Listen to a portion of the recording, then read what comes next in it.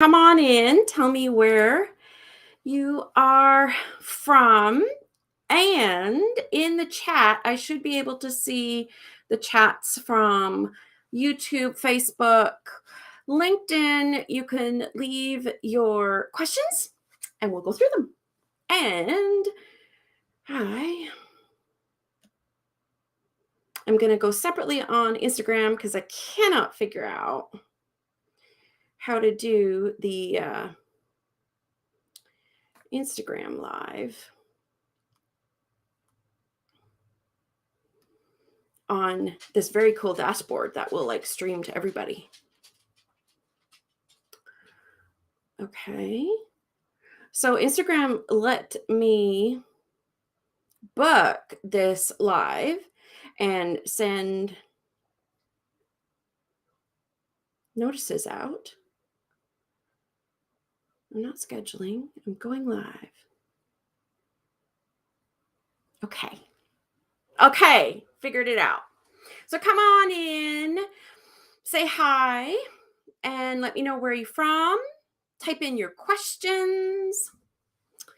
I'm at a standing desk today, and it is not good because it's actually shaking every time I touch my desk because the camera must be, I guess, because it's up on, I don't know. Anyway, science. So happy Thursday. I have my coffee. I think we're going to call it coffee and WordPress because, WP Barista. Okay, we already covered categories last time. So leave your questions in the chat. And let me know where you're tuning in from. Hi, Laura. I can see that you popped on. I am going to go look for my little list of questions.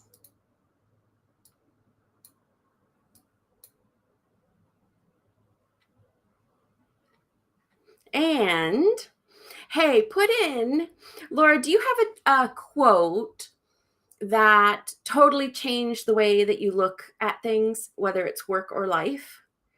I thought that was a really good question. And there's so many that I think that I can point to that actually form like how I parent and everything. So put in like your favorite quote. I want to hear it. If that's okay. That was very bossy. Okay. I know there's lots. There's lots.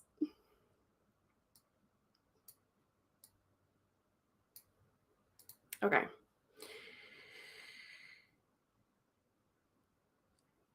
Last time we went through the correct way to use tags and categories. This time we're going to talk about keywords. Actually, I was just going to do some keyword research for a new post. What other questions do you have for me?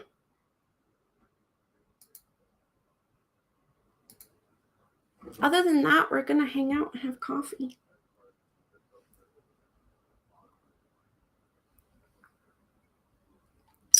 Oh, the GDPR is creating a huge thing right now, in case you haven't heard.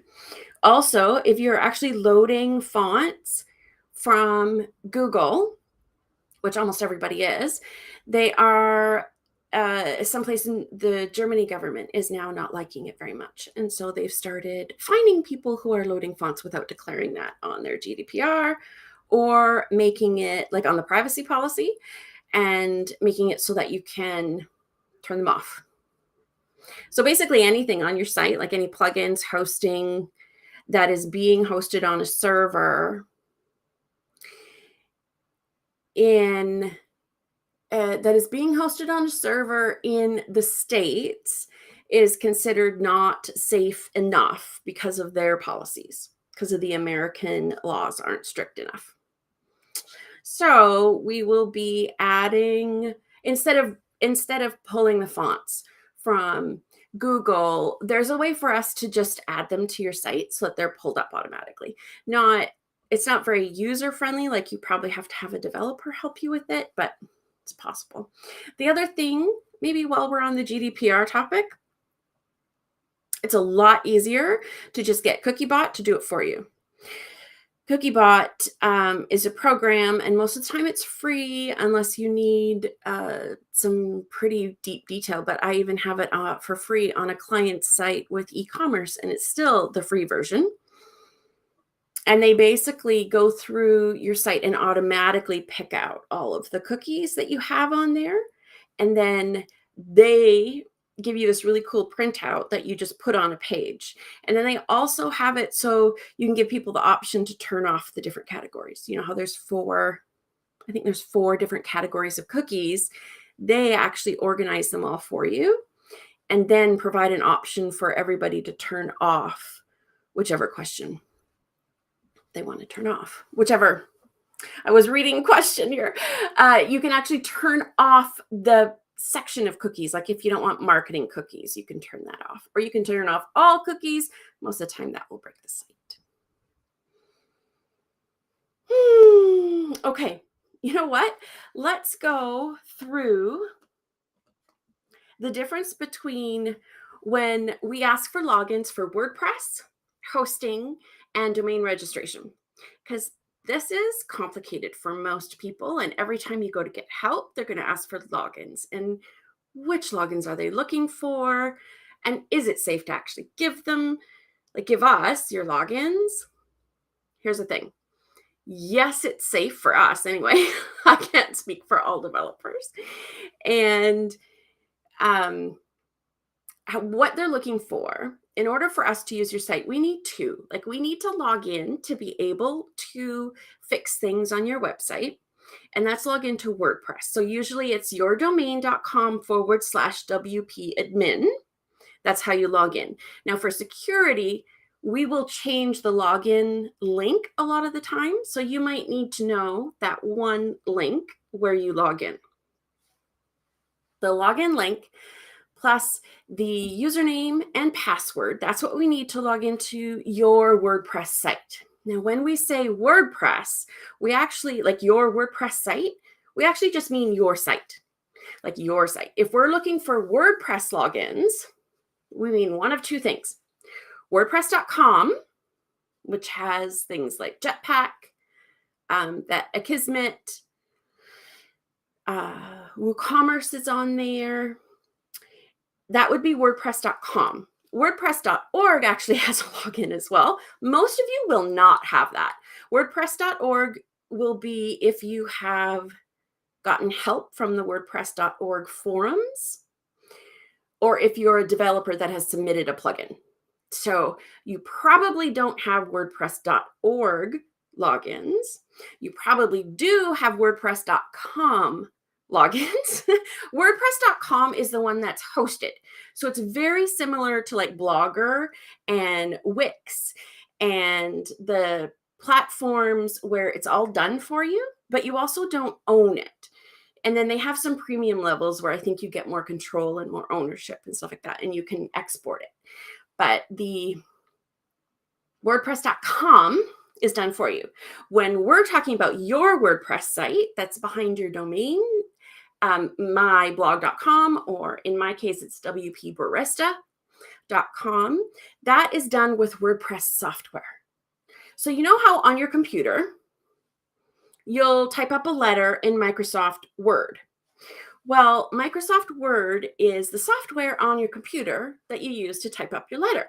So on your website, you also have to have software. Otherwise, you're going to have to know coding and stuff. So on the, hi, Kate, I'm so glad you made it. So on, I don't know how people do these lives and don't get distracted by people coming in.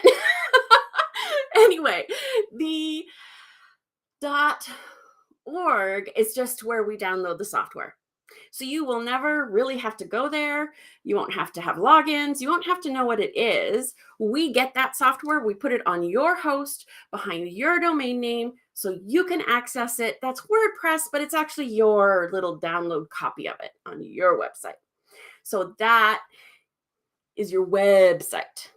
That is the login that we need. And we'll sometimes say, like, we need your WordPress logins, which is kind of confusing because it's actually that we need the logins for your site so that we can get in to fix it. But the other thing that confuses people is we usually need two sets of logins. The reason is that I need to be able to take a backup. And also, this is very cool. I didn't know this until I started working online.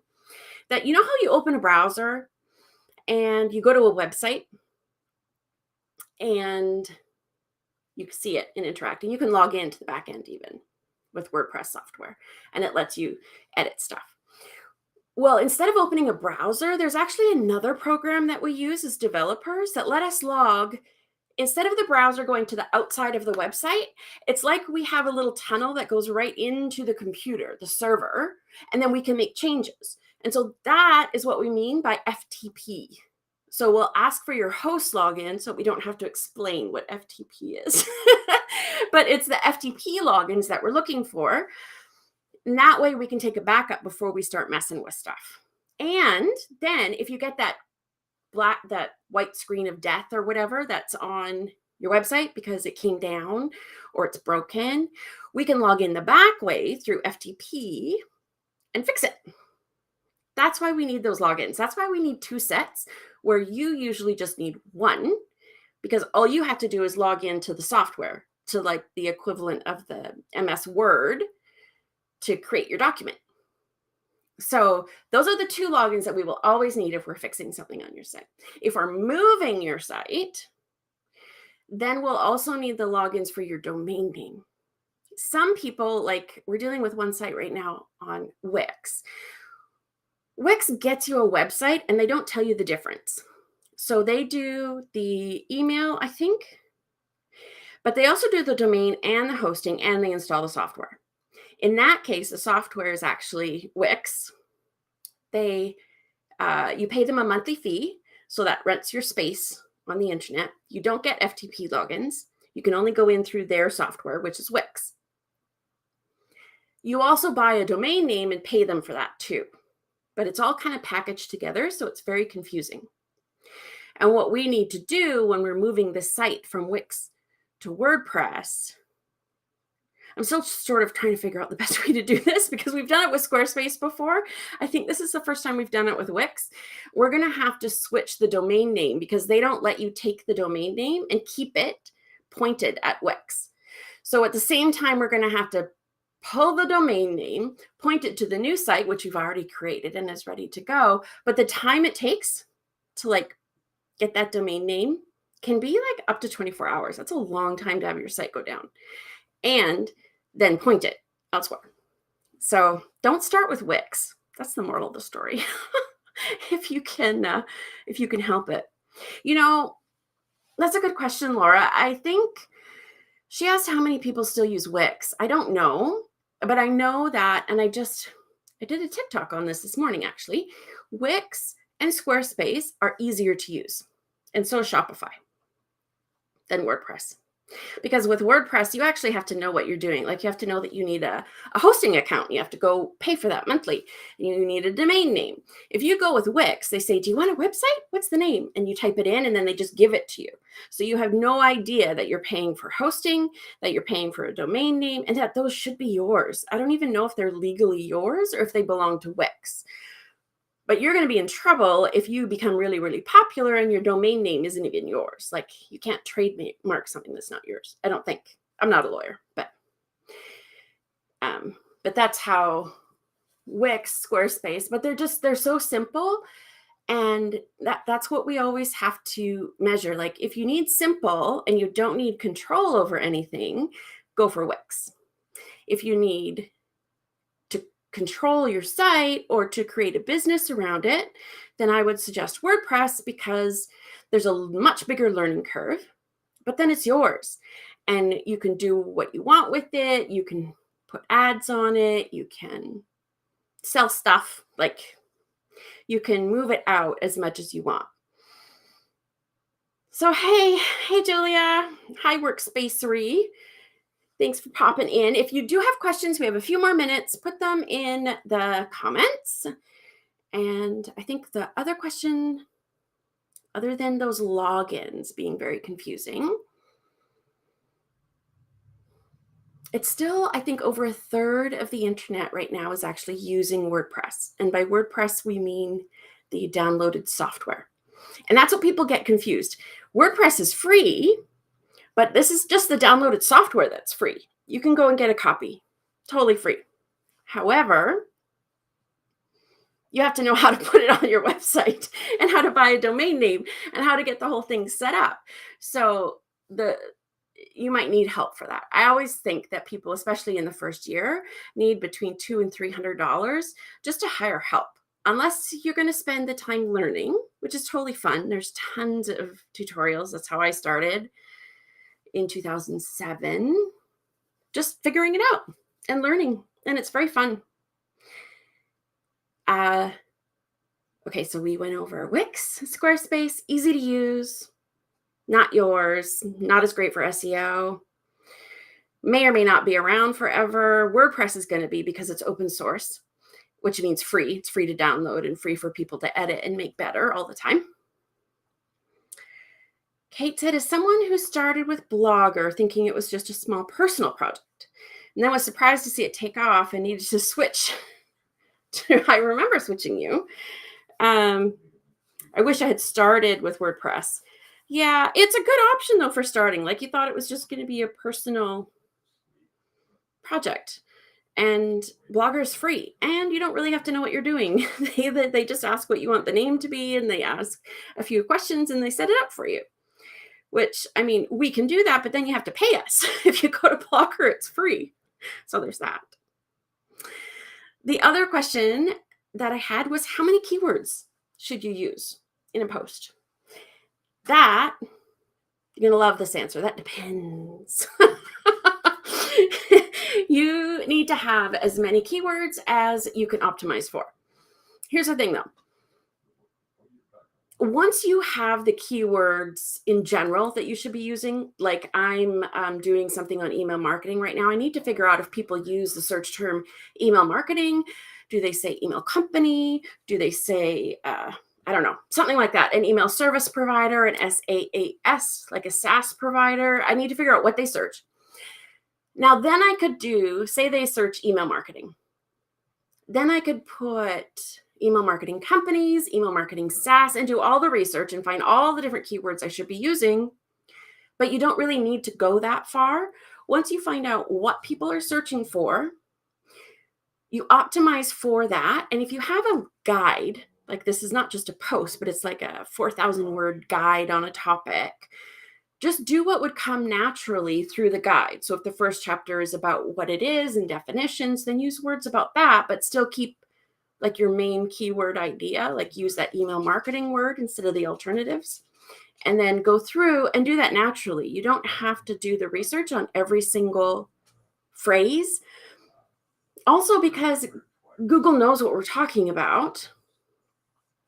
And like, we don't have to use plurals in order to be found for a plural. Actually, Google's even been known to change the title recently. So if you have a title that you send to Google, if they don't like it and they think your site's about something else, they'll just use something else as the title. So I think we should do our diligence in knowing what our readers are looking for and talk to them in their language, but don't go overboard with how many words and researching every single one of them and then adding them to the post.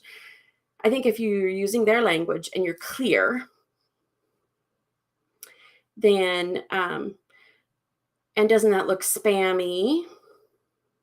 And what do I think about the Yoast keyword suggestions feature? So, or confusing to Google. Okay, here's the thing. Google doesn't get confused. I know a lot of people say that they don't want to confuse Google and they don't know if they should use this keyword phrase or that or whatever. All Google wants, and Google's so good at this, this is why it's become its own verb, is it's just a really good search engine. So all they want, like from a business perspective, they just want to be a good search engine. So whatever people are searching for, they're going to do their best to provide it. So whatever you're talking about, make sure it's super clear that so that people looking for it will find it. That's the first principle. The second principle is intention. So if you're selling something Make sure that the words that you're using are for sale, that these are for purchase, that here's where you buy them, this is a coupon, those kinds of words. If you're talking about the construction of shoes and this is how you make them or something, like that would be different than selling a shoe.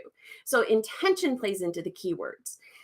And I kind of ignore Yoast when it comes to the keyword suggestions. I use, because I think